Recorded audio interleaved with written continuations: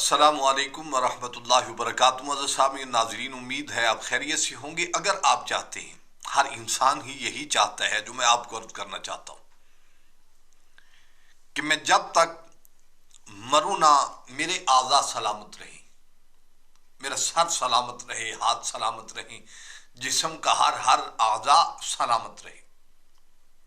دیکھیے، رستوں میں جاتے ہوئے کوئی بھی وقت ایسا ہو سکتا ہے کہ کسی حادثے کا شکار ہو جائے۔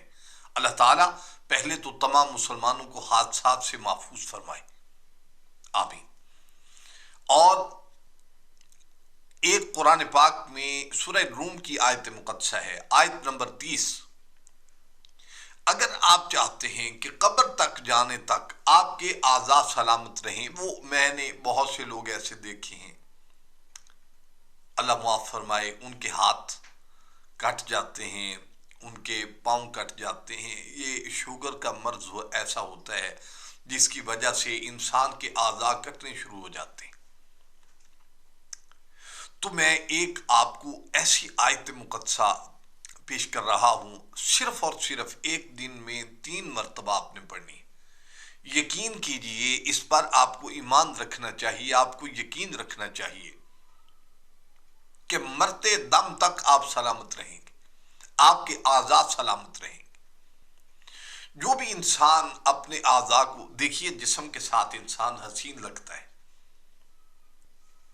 ان لوگوں سے جا کر آپ پوچھئے جن کا ایک ہاتھ ہے، ایک نہیں ہے، ایک پاؤں ہے، دوسرا نہیں ہے۔ کئی لوگوں کے کان نہیں ہیں، اچھے نہیں لگتے۔ یہ اللہ تعالیٰ نے یہ جو اعضاء بنائے ہیں انسان کی خوبصورتی کے لیے ہیں۔ انسان خوبصورت ہوتا ہے اور روزانہ اس پر شکریہ ادا کرنا چاہیے، مالک کا کروڑ بار، جتنا ہو سکے روزانہ شکریہ ادا کریں۔ وہ آیت مقدسہ کون سی ہے وہ میں آپ کی خدمت میں پیش کرتا ہوں، اس کو آپ نے یاد کر لینا ہے۔ سورہ روم، آیت نمبر 30۔ وَأَقِمْ وَجْهَكَ لِلدِّينِ حَنِيفًا فِطْرَةَ اللَّهِ الَّتِي فَطَرَ النَّاسَ عَلَيْهَا لَا تَبْدِيلَ لِخَلْقِ اللَّهِ ذَلِكَ الدِّينُ الْقَيِّمُ وَلَٰكِنَّ أَكْثَرَ النَّاسِ لَا يَعْلَمُونَ۔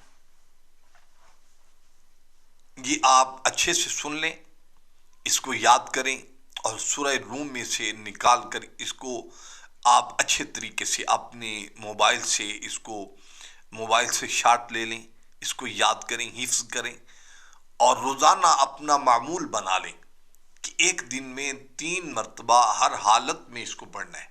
دیکھیے، اعضاء سلامت ہیں تو سب سلامت ہے، یہ چیزیں سلامت ہیں تو سب سلامت۔